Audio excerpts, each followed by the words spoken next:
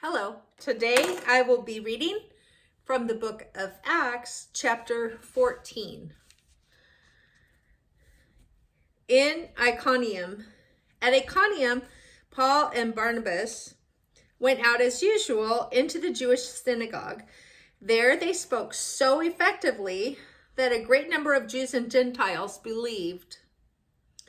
But the Jews who refused to believe stirred up the Gentiles and poisoned their minds against the brothers. So Paul and Barnabas spent considerable time there, speaking boldly for the Lord, who confirmed the message of his grace by enabling them to do miraculous signs and wonders.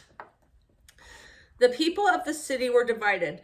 Some sided with the Jews, others with the apostles.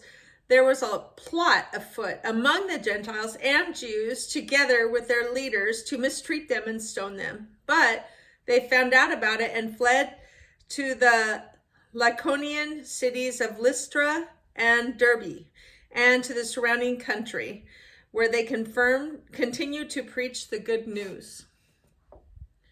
In Lystra, there sat a man crippled in his feet, who was lame from birth and had never walked. He listened to Paul as he was speaking. Paul looked directly at him, saw that he had faith to be healed, and called out, "Stand up on your feet." At that, the man jumped up and began to walk. When the crowd saw what Paul had done, they shouted in the Lycaonian language, "The gods have come down to us in human form." Barnabas they called Zeus, and Paul they called Hermes, because he was the chief speaker. The priest of Zeus, whose temple was just outside the city, brought bulls and wreaths to the city gates, because he and the crowd wanted to offer sacrifices to them.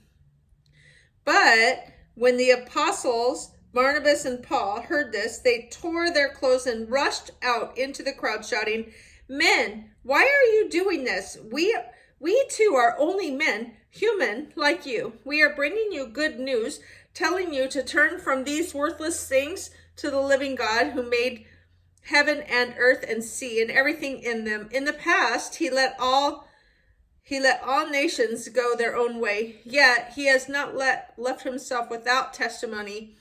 He had shown kindness by giving you rain from heaven and crops in their seasons. He provides you with plenty of food and fills your hearts with joy."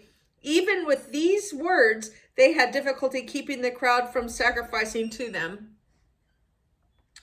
Then some Jews came from Antioch and Iconium and won the crowd over. They stoned Paul and dragged him outside the city, thinking he was dead. But after the disciples had gathered around him, he got up and went back into the city.